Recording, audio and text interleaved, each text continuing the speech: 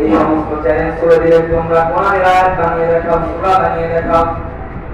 আবু জেহেল চিন্তা করলো, এবার যেহেতু একটা সূরার কথা বলেছে, এই সুযোগটা ছাড়া যাবে না। ওই সময় মক্কার ভিতরে সবচেয়ে বড় সাহিত্যিক লাবিদ ইবনে রাবিয়া তার কাছে চলে গেছে। যাওয়ার পরে বলল, ও লাবিদ ইবনে রাবিয়া, তোমার তো অনেক জ্ঞান, তুমি অনেক জ্ঞানী মানুষ, বিচক্ষণ মানুষ। আমি তোমার কাছে এসেছি একটা বিপদে পড়ে।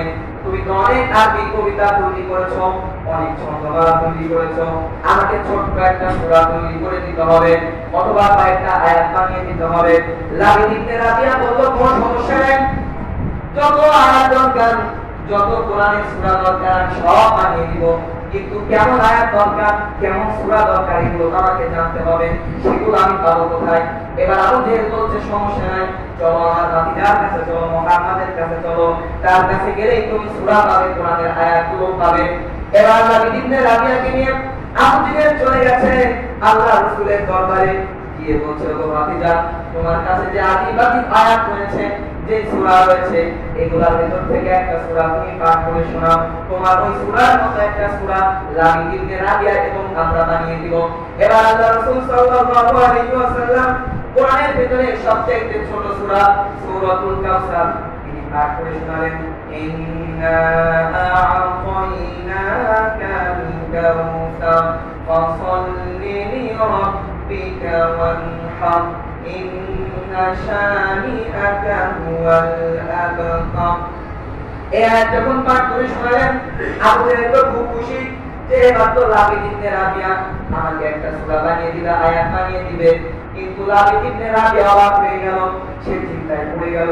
সে বলছে, ও আবু জেহেল, ও মুহাম্মদ, জীবনে আমি অনেক কবিতা পড়েছি, অনেক কবিতা লিখেছি, অনেক সাহিত্য লিখেছি, কিন্তু আজকে আমি এমন একটা সূরা শুনলাম, এমন কিছু বাণী শুনলাম, আমি লাবিদ ইবনে রাবিয়া বলছি, এটা কোনো সাধারণ মানুষের কথা হতে পারে না, এটা একমাত্র আমাদের রবের কথা। সুবহানাল্লাহ। লাবিদ ইবনে রাবিয়া বলছে, ও আবু জেহেল, আমরা শুধুমাত্র এখন না, যদি পুরোটা দিন থেকে আমি শেষ করে দিই, তাও একটা ছোট্ট সূরা বানাতে পারবো না। যদি সমস্ত কবিদেরকে একত্রিত করো, তাও তারা পারবে না। সুতরাং আমি, তুমি এতদিন আমাকে ভুল দিয়েছো, মুহাম্মদ ভণ্ড, সে পাগল, সে মাজনুন, সে মিথ্যাবাদী, কিন্তু আমি বুঝে নিয়েছি যে ব্যক্তি এত সুন্দর কালাম তেলাওয়াত করতে পারে, সে কখনোই মিথ্যাবাদী হতে পারে না, জাদুকর হতে পারে না। আমি এই মুহূর্তে তার হাতে হাত দিয়ে মুসলমান হয়ে যেতে চাই। সুবহানাল্লাহ।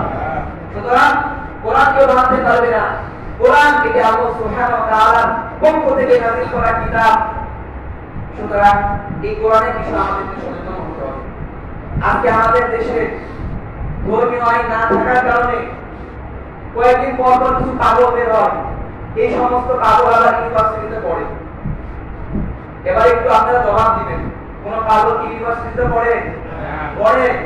পাগলের ধারা তো পাব না, ইউনিভার্সিটিতে তো ইউনিভার্সিটিতে তো পাগল থাকে না। ইউনিভার্সিটিতে কিছু ছাত্র একদিন দুই দিন পর পর কোরআন অবমাননা করে, কোরআনকে লাথি মারে, কোরআনকে টয়লেটে ফেলে, কোরআনের পৃষ্ঠা ছেড়ে দেয়, সকলে বলুন আলহামদুলিল্লাহ। এটা আমাদের এই দেশের মুসলমানদের জন্য অত্যন্ত কষ্টের বিষয়।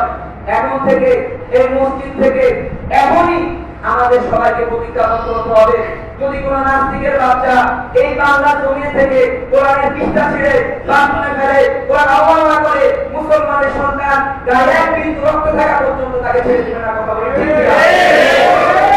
আমার বাবা বড় সমস্যা নাই, আমার মা বাবা বলে গাড়ির সমস্যা নাই, কিন্তু আল্লাহ রাসূলকে নিয়ে যে কুলাঙ্গার কথা বলবে, আল্লাহকে নিয়ে যে কুলাঙ্গার কথা বলবে, কোরআনকে নিয়ে যে কুলাঙ্গার কথা বলবে, এই কথাগুলো যদি তার স্বাধীনতা হয়ে থাকে, তাহলে মুসলমান তার হাতের স্বাধীনতা দিয়ে তাকে দুনিয়া মুখ থেকে বিদায় করে দিতে পারে। ঠিক কিনা? এটা প্রতিজ্ঞাবদ্ধ করতে হবে। যদি তার মুখের স্বাধীনতা থাকে, যে কুলাঙ্গার তার পা যে কোরআনের আদেশ দিবে, তার পা তার শরীরে কোনো থাকতে পারবে না, মুসলমান এটা মেনে নিবে না। একজন নাস্তিক হতে পারে, তার ব্যক্তিগত বিষয়, অন্য ধর্ম মানতে পারে, তার ব্যক্তিগত বিষয়, কিন্তু মুসলমানদের দেশে থেকে যদি মুসলমানদের কোরআনকে, রাসূলকে, নবীকে, আল্লাহকে যদি অপমান করে, অন্যায় কোনো কথা বলে, মুসলমান তাকে ছেড়ে দিতে পারে না। এইটা এখন থেকে আমাদেরকে সোচ্চার হতে হবে, প্রতিজ্ঞাবদ্ধ হতে হবে। কোন নাস্তিক, আমরা কোন হিন্দুদের কোনো ধর্মগ্রন্থ নিয়ে কোনো কথা বলি না, অবমাননা করি না, কোনো হিন্দুকে গালি দিই না। বরং বাংলার মুসলমান শান্তি আছে, হিন্দুরা পূজা করেছে, মুসলমান তাদের মন্দির পাহারা দিয়েছে, ঠিক না? আর তারা আজকে বিশ্ববিদ্যালয়ে পড়ুয়া কিছু মেন্টাল, কিছু পাগল মাতাল, এরা কোরআনকে নিয়ে বাজে কমেন্ট করবে, কোরআনকে পায়ের নিচে ফেলবে, এটা মুসলমান কোনো সহ্য করতে পারবে না। সেই সাথে দেশের সরকারকে ওটা মাথায় রাখতে হবে। বাংলাদেশে গণঅভ্যুত্থানের পর আপনারা সকলেই দেখেছেন যে সরকার দায়িত্বে গিয়েছে, তার সর্বপ্রথম উচিত ছিল এই আইন পাস করা যে মুসলমানদের দেশে কেউ কোরআনকে অবমাননা করতে পারবে না, ঠিক কিনা? সেটা করা হয়নি। কোরআনের সাথে বাধ্যতা করে এখনো ঘুরে বেড়াচ্ছে, কোনো শাস্তি নাই। মুসলমানের সন্তান স্কুলে কোরআন না শিখে গান শেখানোর আইন করা হচ্ছে, ঠিক কিনা? এগুলো কথা বলার কেউ না। এই সমস্ত কিছু সহ্য হতে হবে। আমার টাকা দিয়ে আমার দেশ চলে, সবকিছু চলে। আপনার টাকা খাচ্ছে দেশের সরকার, আপনার টাকা খাচ্ছে এমপি মন্ত্রীরা, আপনার টাকা খাচ্ছে জেলখানার ওসিরা, পুলিশেরা, অথচ আপনার ধর্মীয় বিষয়ে তাদের কোনো করণীয় নাই। এটা আমি দেখে যাবে না। এই জন্য আমাদের সবাইকে আরো সচেতন হতে হবে।